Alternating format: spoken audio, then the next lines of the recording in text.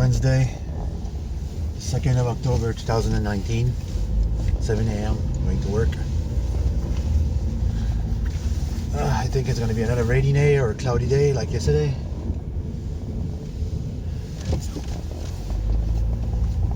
Yesterday it really pours.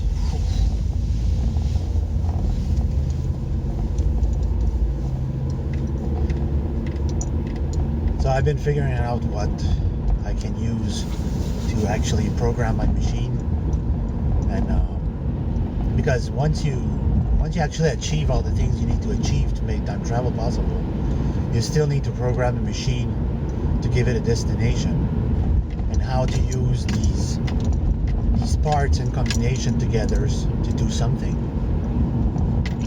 So I'm thinking of using, like I was saying the other day, a PC board or a Pi board, Raspberry Pi, and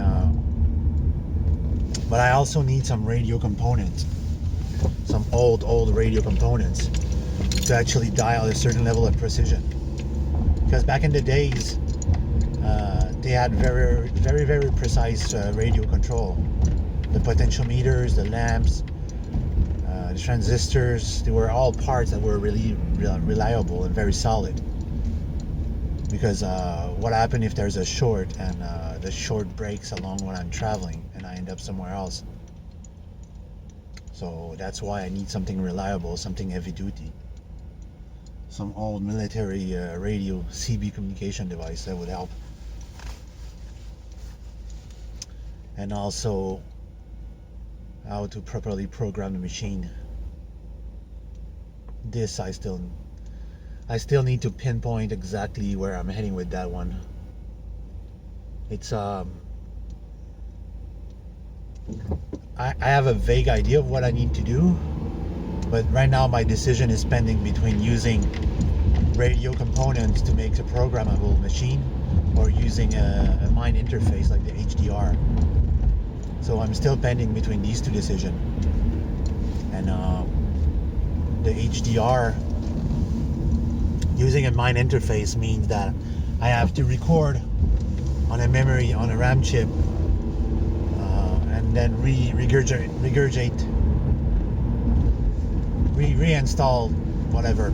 You use that information to program the machine, to tell it where to go. And I know that in the Montauk experiment, they were using a psychic to see through times and to pinpoint the space and time.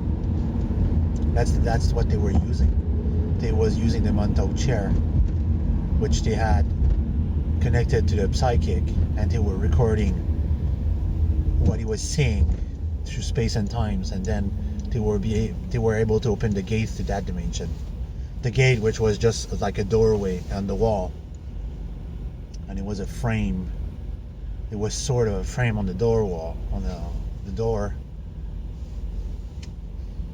Let me recap that. The Montauk experiment.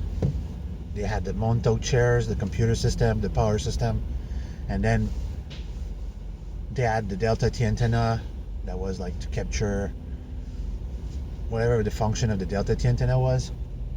That was never clear. And the actual portal to go through times in our space was a doorway, like that looked like magnetic coils in the shape of a door on a wall, on a solid wall, and they were just walking through it. And the psychic was seeing through time and space, another dimension, and with his mind lock on that space, they were opening the portal. That's what they were doing. And along with multiple other crappy things, but basically that's what they were doing, and recreating this without the man that actually built the machine, or people that build the machine. It's something else, you know. That's the biggest hurdle of time travel, is like building a time controller. It's not just a clock that you're just going to unwind or rewind. Or it could just be what we would be building. It's just a big time controller, and then we just unwind the clock. But a clock for us is just a unit of measure. A clock for us, like your watch or the radio clock or the car clock, is just a program that beats to a quartz crystal with impulse and frequency, and it tells you the time of day. The actual time by itself is something that has to do with planet gravity and its position in space and time. So this also was something that always scared me, because if you use something that teleports you, you can end up in the void of space, which is a problem. Or if you're using something that has a time lock, meaning that you're bound in one place and you're seeing time pass by, like in the H.G. Wells stories, The Time Machine, and you're just standing in one place and you see time goes by, then that would be somewhat safer, because you're becoming a non-existent event in space and time, and you can actually be safe and traveling along the way. You have to be careful with your machine and where you position yourself. You have to be in a place where you know that there's nothing there.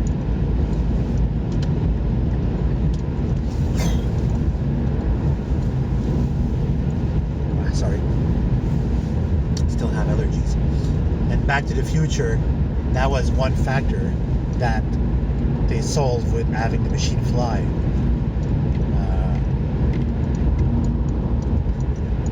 Having the machine on the road, where the problem is that you don't know what's on the road at that time, at that space and time and moment. That's why Marty ended up driving over to a farm where the property was before, in 1955. And when Doug Brown converted the DeLorean into a flying machine, that problem was somewhat solved, because he could go to as high as the machine can go and just teleport to any other space and times. But the problem is that, how was his machine locked to planet? How was it working? So, I forgot to shave. I have these hair coming on the side of my mouth. So this is one of the biggest problems, is still how you control them. Once you have all these components, how do you control them to make time travel possible? And the phone is filming right now, and it looks pretty bright outside, but that's because the phone CCD is so big that it enhances every light. Because technically right now it's somewhat dark. I don't need to wear my sunglasses. So anyway, we still need to work on figuring out how to control the machine to make it go through times, and how it would do that. Because if I build a machine, I assemble all the components, I make it work to what I need, and I turn it on and I don't know what's going to happen, thinking that I'm programming to go somewhere, and it end up being somewhere else in another dimension. I didn't gain anything. I just fucked things up. So this is something I really need to be secure and sure about it. And one of the videos that I found on the internet a long time ago was with George Van Tassel. And what he did, he built a building with no metal parts at all inside the building. It was all plastic and wood. And he used a frequency controller with a magnetic field. And the location where he was, it was very specific to the location where he was. And he said that time equal frequency to 2. And still have that video. It's on my YouTube channel, Think Harder. thinkharder/c/youtube.com. And he explained one equation, but not all of them.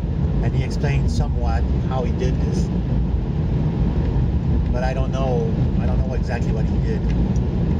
Another one that explained to me other parcel of time travel experience that he had was a time portal opening here and there.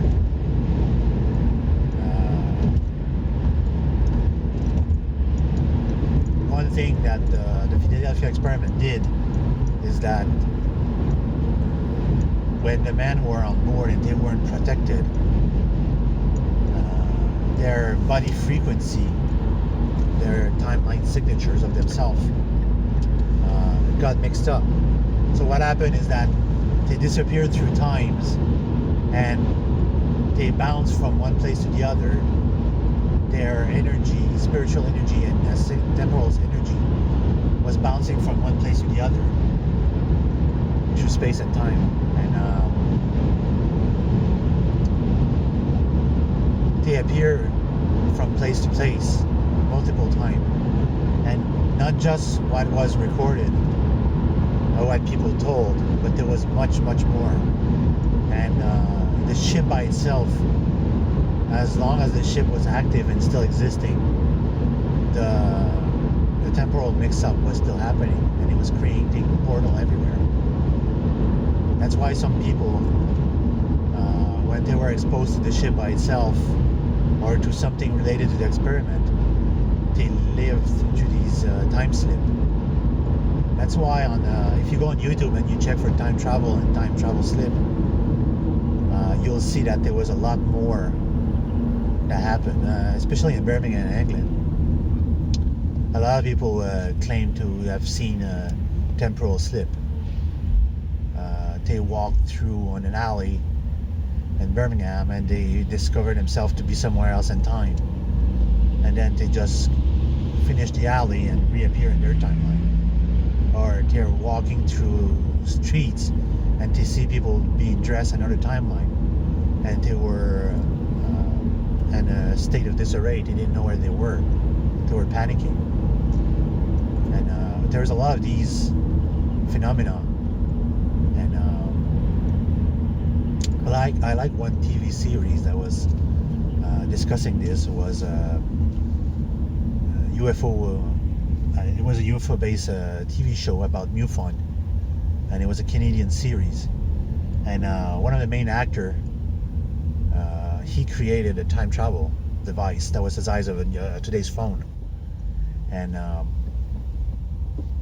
along all these UFOs experience, he figured it out. How could UFO travel to dimension and time? And he made that on a small scale level. And with today's technology, we could actually do that the size of a cell phone. But I don't know how much energy the phone would need to be able to do such a thing. Because right now, those phones that we have, they run on 3.7 to 5 volt DC on lithium-ion batteries with 10 amps. My cell phone, the one I'm filming right now, has 10. I think it's 8 amp of storage. And I don't know if it was operating something that would require everything to make time travel possible. How would it do? Because if you think about it, the inertial measuring unit that's inside the phone, the IMU, it's a microscopic box with liquid mercury or liquid metal inside, and that tiny little thing is affected by any magnetic field. If you download the apps of a magnetic field inside your phone and you bring your phone close to a power line, you will see that little IMU start to move and send informations. So if we were to replace that IMU or keep it and add that little gravity field generators I'm talking about, and we would make it very small, then it would effectively become the device would actually become an actual time travel device. It's just that we need to figure it out how to control times. The moment we figure that out, we could build a component, a program that would fit on a piece of software on the phone, and the phone could actually become a time travel device. I doubt that it would be as small as this, because I doubt that something the size of a penny could create enough gravity field. But what the hell do I know? I didn't do it yet. My idea is to make it like the size of a real donut. Once that gravity field generator is made, then it's just a question of assembling the rest together. That's going to require some trial and error. Doing it right the first time is going to be something else, you know.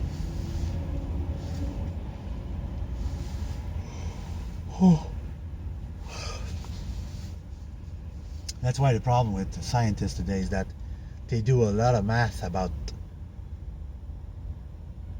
a lot of projects, but they're doing a shitload of math before they actually do something. And that's the problem. I never see any result of doing anything. They don't show that. They don't show that in anything. And in time, Popular Mechanic, the first time that they talk about time travel, and they published this, they were very limited about what they could talk about, because they have a close relationship with the army, and the army says like, you can't go investigating on what happened. You can write an article about time travel, but it has to be science fiction. It cannot be anything concrete. And it was the same thing with anti-gravity. One time they were talking about magnetic levitation, and they make a drawing, an artist's rendition of a 747 Boeing floating on a piece of plate, you know, on the tarmac, but it wasn't tarmac, it was something. And the army didn't like that very well when they were spewing out the secret, because that was something that the army did. There was a little triangular static electric levitation device. They were thinking of using that to make full-fledged anti-gravity, because they didn't want to make the real things, and they didn't want to show the real things, how actually anti-gravity works. So anyway, that's a long stretching video. I'm gonna terminate that, and as soon as I have some moment this week, probably this weekend, I'm gonna start drawing my ideas and scan them to my computers and post them on the website. So for anyone that follows me, that watch my YouTube videos, you can post them on Paranormalis. You can post this update on Paranormalis as soon as you see it. So on that note, everyone, have a good day. For me, it's going to be a rough, long day.